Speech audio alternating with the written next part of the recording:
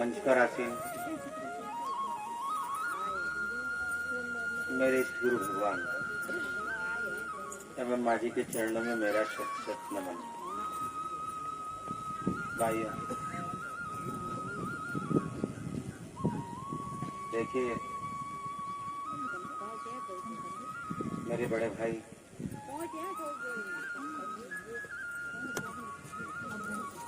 आदरणीय सेठ जी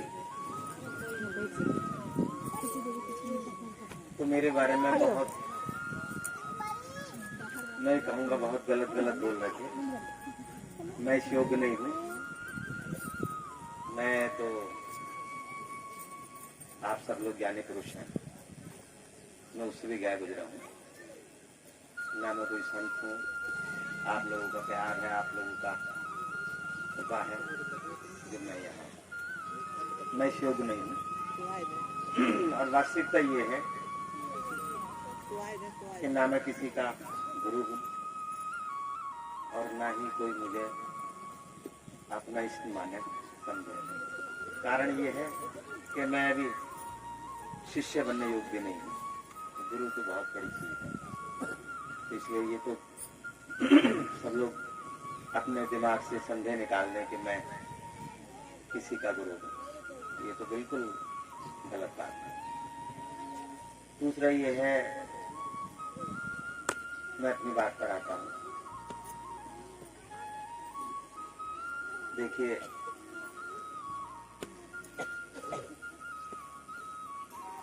रामचरितमानस में एक चौपाई है, होता वही है जो राम रचि राखा। अब हम लोग कितना भी प्रयास कर लें कि जो ये समय निकल रहा है ये हमारे इच्छाओं अनुसार चलने लगे। हम चाहते हैं कि जीवन, ये संसार जिस ढंग से हम चाहें उस ढंग से चले। आज बहन जी का प्रोग्राम कुछ और था।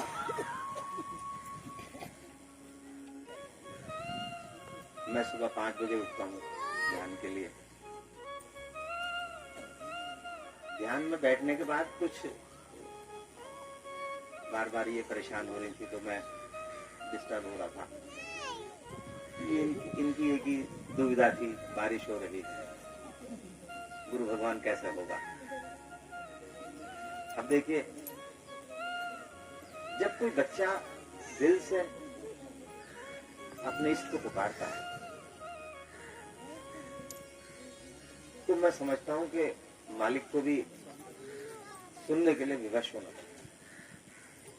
जिस तरह बहुत मोटा सा उदाहरण है, अगर 10 बच्चे खेल रहे हैं आसपास, उनकी माताएं आसपास ना हो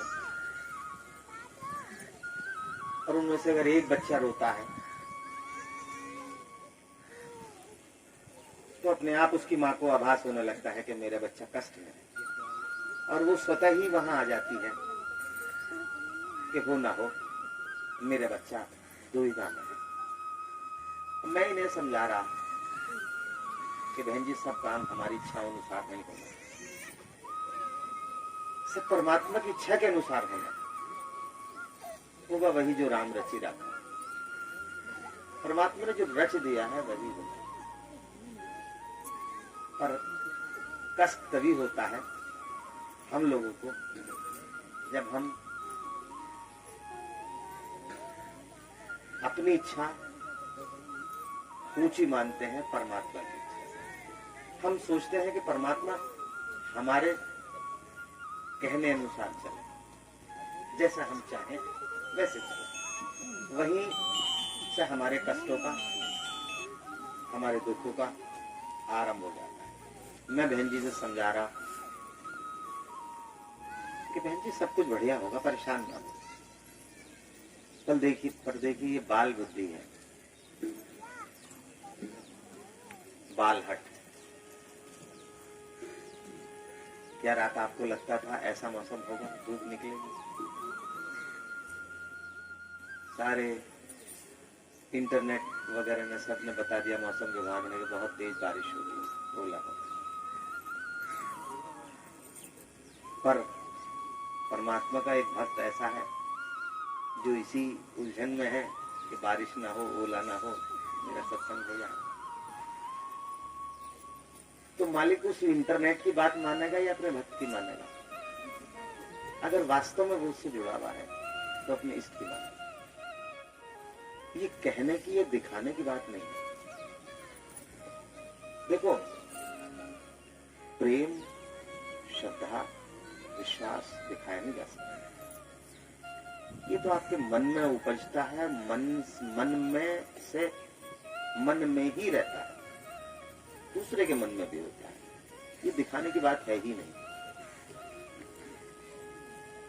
तो इनकी, मैं कहूंगा, इनकी कृपा का मजा है जो आज हम लोग यहाँ सत्संग में बैठे हैं, धूप में बैठे हैं। परमात्मा की कृपा तो है, परमात्मा से बड़ी इनकी कृपा है। इनकी इतनी प्रार्थना, विनम्र प्रार्थना, निवेदन परमात्मा तक पहुंचा और मालिक विवश हो गया। हाँ, ये है कि हम लोग विलंब से हैं। कुछ गाड़ी स्टेशन पर देर से पहुंचती है पर रद्द तो नहीं होती। वही स्थिति है। मालिक की ट्रेन देर से चल रही है, रद्द नहीं हुई। ये इनकी श्रद्धा विश्वास पर निर्भर करती है। देखिए, मैं अपनी बात रामचरितमानस से शुरू करता हूं। हम लोग एक्चुअली ये है,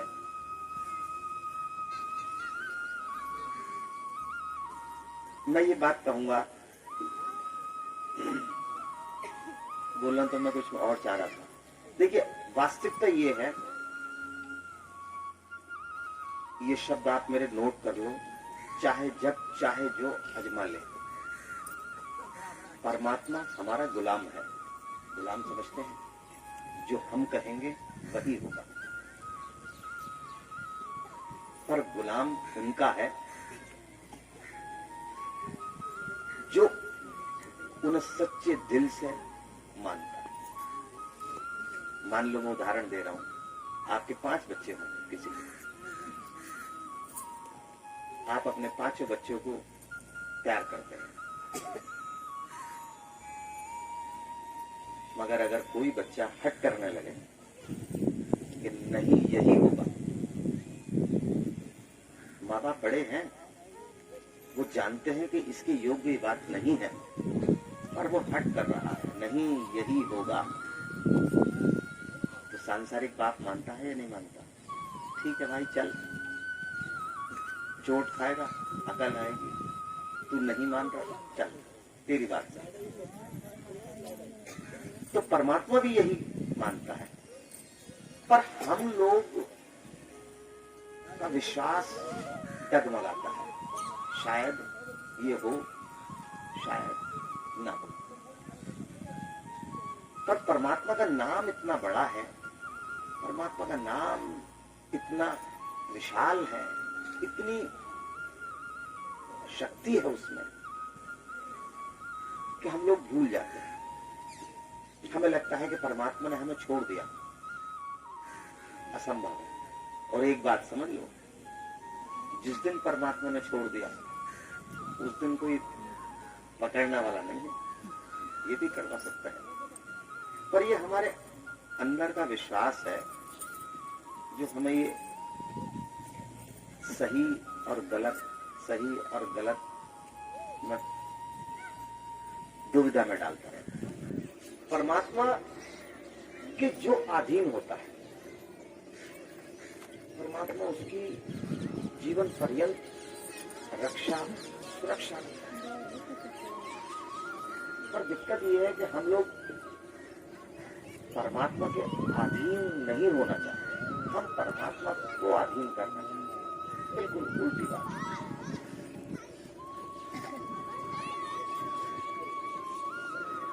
अगर हम परमात्मा के अधीन अगर हो जाते हैं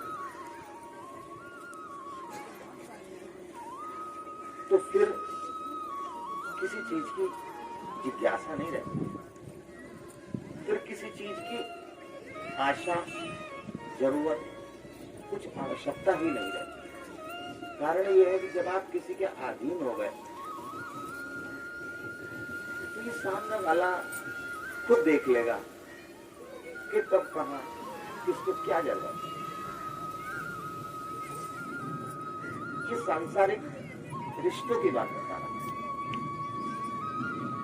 और जो परमार्थ के रिश्ते हैं, आध्यात्म के रिश्ते जो आपके इष्ट से बनते हैं, वो तो बिल्कुल निराले हैं। आपके इष्ट आपको हर संभव सुख दिलवाने का प्रयास करते हैं, जो आपके भाग्य में भी नहीं है। तो कोई ये ना समझे कि मैं अकेला खड़ा हूं। आप कभी भी अकेले तो हो ही नहीं सकते। और जब अगर परमात्मा का साथ छूट गया, परमात्मा का हाथ छूट गया, या परमात्मा ने छोड़ दिया, तो मैं ये समझता हूं कि फिर तो संसार में या परमात्मा में कोई है ही नहीं आपको सहारा देने वाला। आप लोगों ने रामचरितमानस का एक प्रसंग सुना होगा, जब ये पुल बन रहा था, राम सेतु, भगवान राम जब पुल का निर्माण करवा रहे थे तो पत्थरों पर राम लिखते थे, नल और नील छोड़ देते थे, तो कहते हैं वो तैरने लगते थे। भगवान राम ये सब देख रहे थे कि ऐसा कुछ होता है। कहते हैं भगवान राम ने पत्थर पर लिखा राम, और छोड़ा तो वो डूब गया। भगवान राम को बड़ा आश्चर्य हुआ कि भाई ये मैं लिख रहा हूं डूब रहा है, ये नल नील लिख रहे हैं तैर रहा है। कहते हैं हनुमान जी देख रहे थे। तो हनुमान जी ने कहा कि भगवान क्या कर रहे हो? वह राम बोले कि मैं नाम लिख के पत्थर छोड़ रहा हूं। बोले परमात्मा आप छोड़ क्यों रहे हो?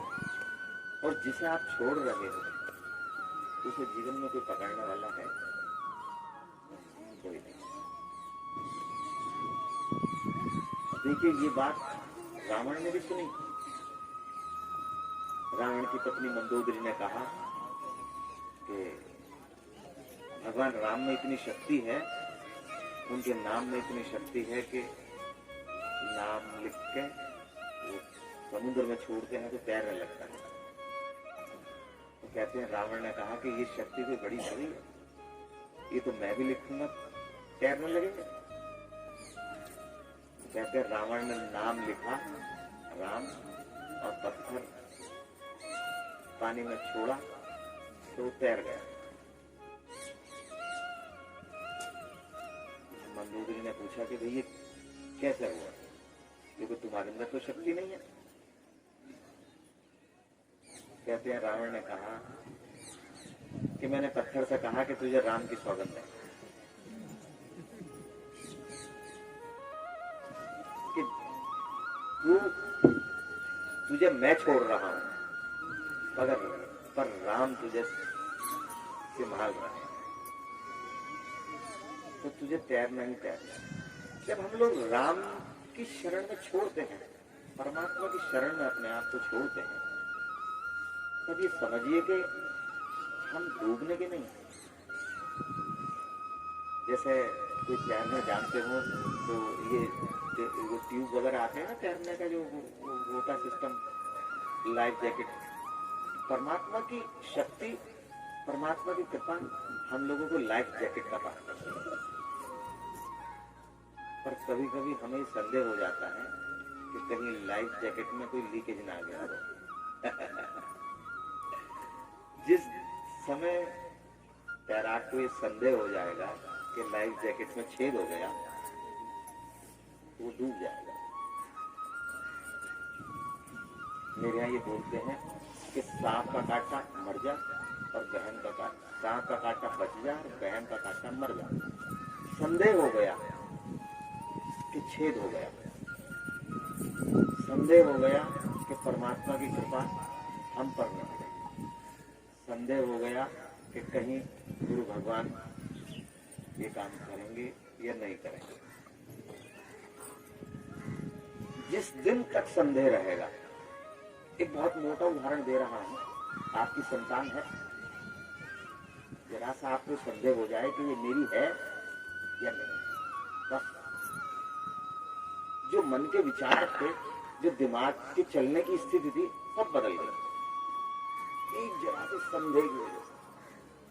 तो हमें संदेह संसार में चाहे जितना करें, परमात्मा के काम में, परमात्मा में कोई संदेह नहीं है।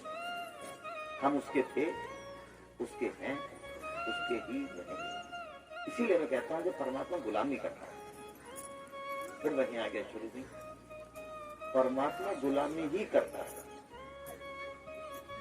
आपका कोई काम ना हो रहा हो, परमात्मा से ये कहो कि ये होना ही चाहिए, करना नहीं, होना ही चाहिए। भाई हम उसके बच्चे हैं या नहीं है? बच्चे। जब एक सांसारिक बाप अपने बच्चों को जरा सा कष्ट देना पसंद नहीं कर सकता, तो क्या दुनिया का बाप, जो परमार्थ का बाप है, वो हमें जरा सा कष्ट देगा?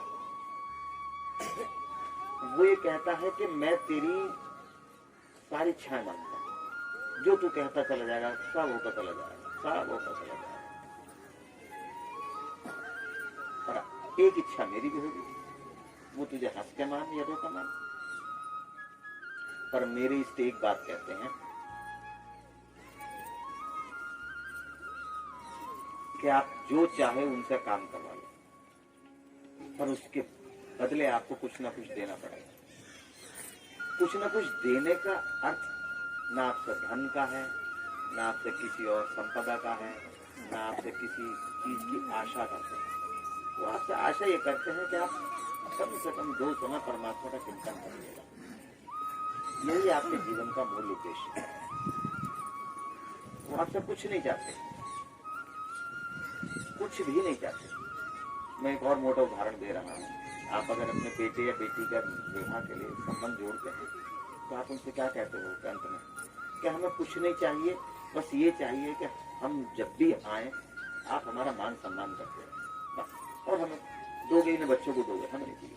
हमारा केवल जीवन पर्यंत हमारा मान सम्मान होता है, हम आए आपके घर, आप सम्मान देते हैं। परमात्मा भी यही कहता है कि चाहे जो करवा लो, पर 2 समय मुझे मान सम्मान आवश्यक। चिंतन चिंतन चिंतन करिएगा, चिंतन अवश्य करिएगा। आप चिंतन करेंगे तो परमात्मा की निगाह भी आप पर पड़ेगी। जो बच्चा रोएगा, उसकी माँ की निगाह भी उस पर पड़ेगी कि बच्चा रो रहा है, शायद भूखा। अगर भूखा नहीं भी है, तब भी वो सोचे कि शायद भूख लग गई हो। तो हम अगर परमात्मा से विनम्र निवेदन करेंगे, सुबह शाम चिंतन करेंगे, ध्यान में बैठेंगे, तो परमात्मा हमारे ध्यान में आने लगेगा। और जिस दिन आने लगेगा, जिस दिन से आने लगेगा, उस दिन से हमारी दशा और दिशा दोनों बदल जाएगी। ना वो दशा रहेगी और ना वो दिशा रहेगी। देखो, दशा से मेरा अर्थ न ये धन, वैभव, मान, सम्मान, पैसा, रोटी, बंगले से नहीं, और ना वो दिशा कि भाई हमारा घर इधर है। दशा आपका व्यवहार बिल्कुल बदल जाएगा, आपका काम करने का तरीका बिल्कुल बदल जाएगा, आपकी वाणी बिल्कुल बदल जाएगी। उससे पता लगता है कि परमात्मा की कृपा बढ़ेगी। मैं एक और उदाहरण देता हूँ। आपका जवान बच्चा हो, आपका शत्रु के कहने में आ जाए, शत्रु भड़का दे आपका, तो अपने पिताजी से जरा टेढ़ी मेढ़ी बात करो, वो परेशान करते हैं, तो उसके बोलने का ढंग बदल जाएगा ना। आप क्या कहोगे, किसका हाथ रखा हुआ है तेरे कंधे पे, ये तो बता दे, तुम मेरी भाषा तो बोल नहीं रहा। वही परमात्मा ये कहते हैं कि तू सहारा केवल मेरा समझ, और जिस दिन तेरी मेरे पर कृपा हो जाएगी तो तेरी दशा और दिशा दोनों बदल जाएगी। तेरा व्यक्तित्व, तेरा चरित्र सब बदल जाएगा। और कुछ लोगों को ऐसा महसूस भी होगा। पर देखो, मैं एक बात कहता हूं, जिस तरह सबकी अवस्था एक सी नहीं है, सबकी उम्र एक सी नहीं है, सबके बात करने का ढंग एक सा नहीं है, सबके सोचने का स्तर एक सा नहीं है, उसी तरह ध्यान में बैठने की, ध्यान में जाने की, समाधि तक पहुंचने की अवस्था भी सबकी एक सी नहीं। मान लो मैं अगर आपको कोई बात बताता हूं, अगर आप उस अवस्था तक गए हैं, तब तो आपको लगेगा कि बात सही है। जो उस अवस्था से नीची अवस्था में है, उठ के वो बात कर लेनी पड़ेगी। और जो उससे ऊंची अवस्था में है, वो ये कहेंगे कि गुरुजी इससे ज्यादा ये होता है। कारण ये है कि वो उससे आगे की अवस्था में चल रहे हैं। तो ये मजा, ये पागलपन, ये दशा और दिशा बहुत लोगों की बदल जाती है। इसका मतलब ये नहीं है कि वो उन्हें वैराग्य हो गया,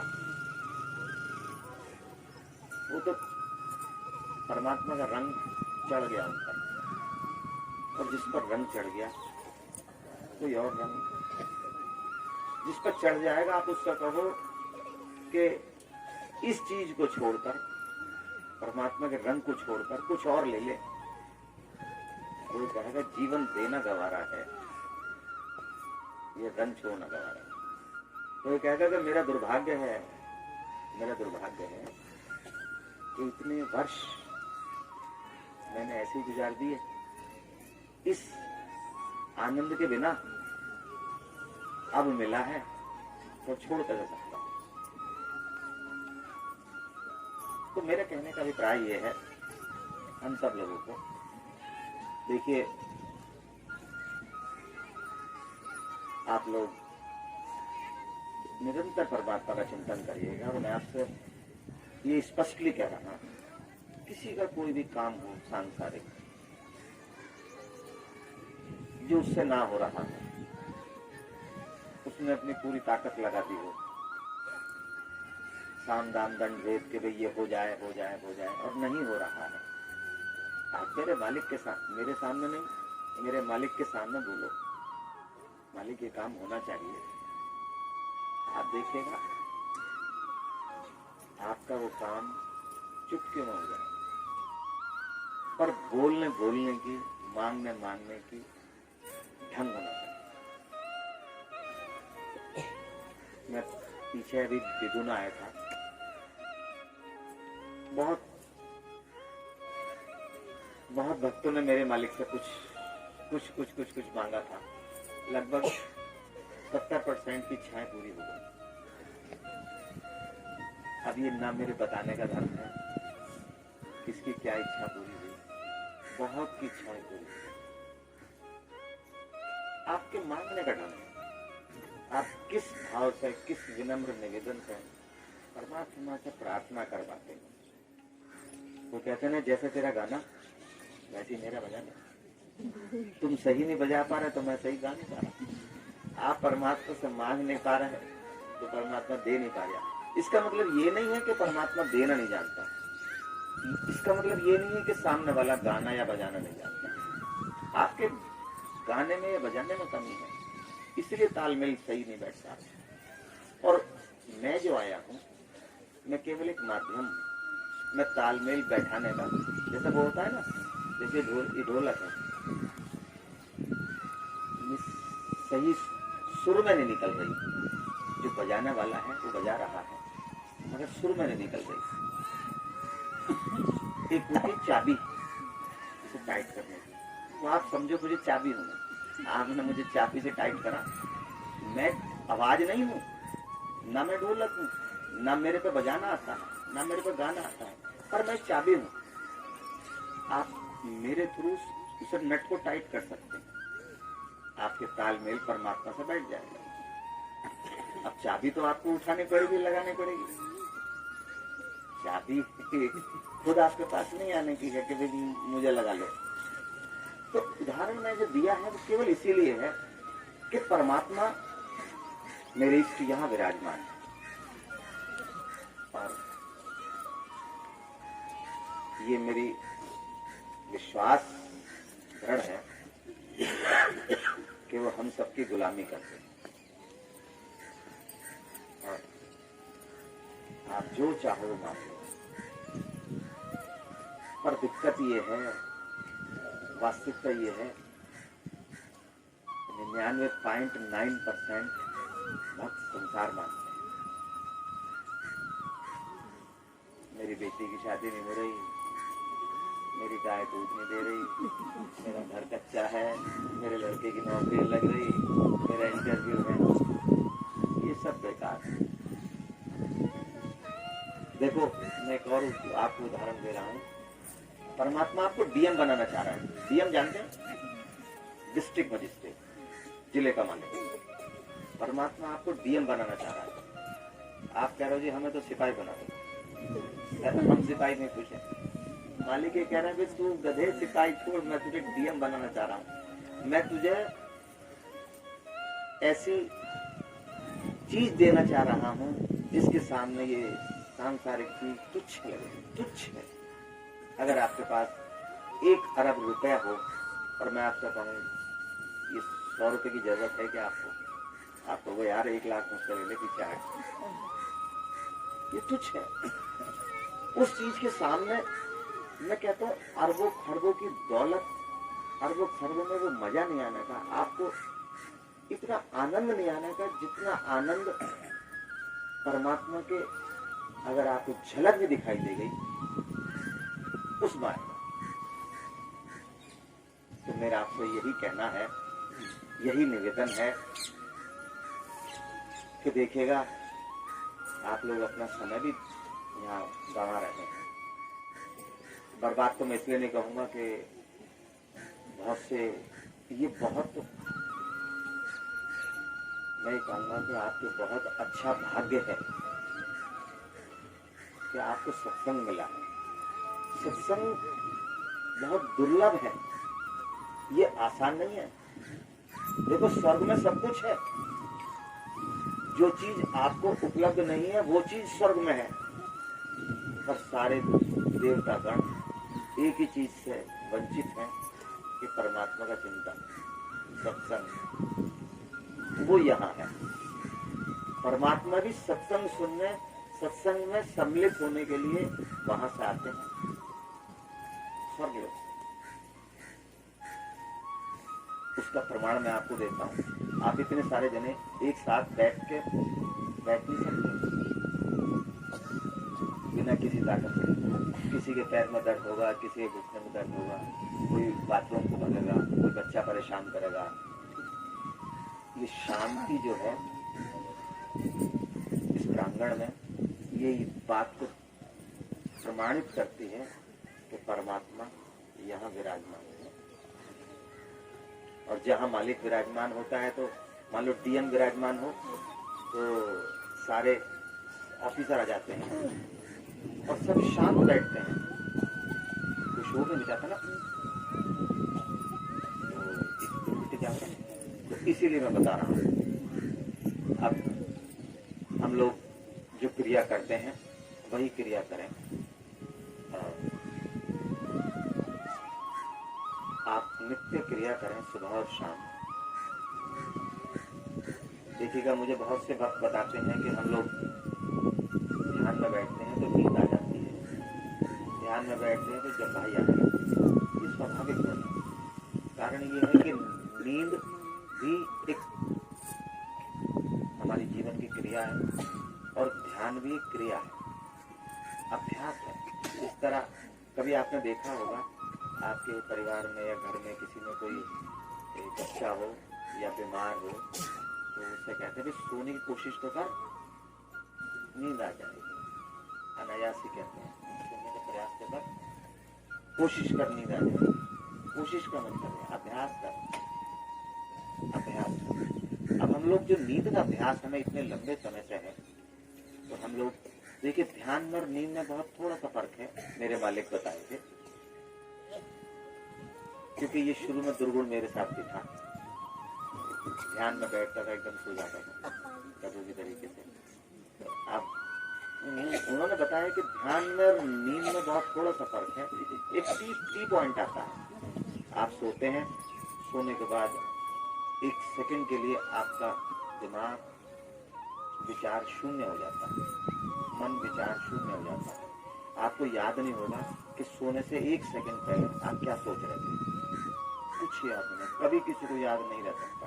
कारण ये है कि वो अवस्था विचार शून्य हो जाती है, वहां कोई विचार ही नहीं होता है। जिस तरह तालाब का पानी हिलता रहता है ना, कभी एक सार नहीं हो सकता, लहरें उठती रहेंगी।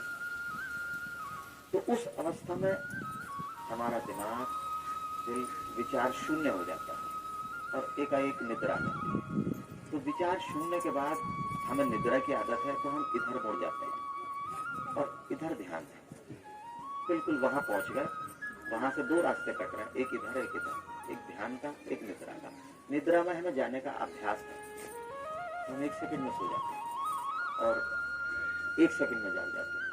कभी कभी होता है कि आवाज भी जाग गए, फिर सो गए एक सेकंड में।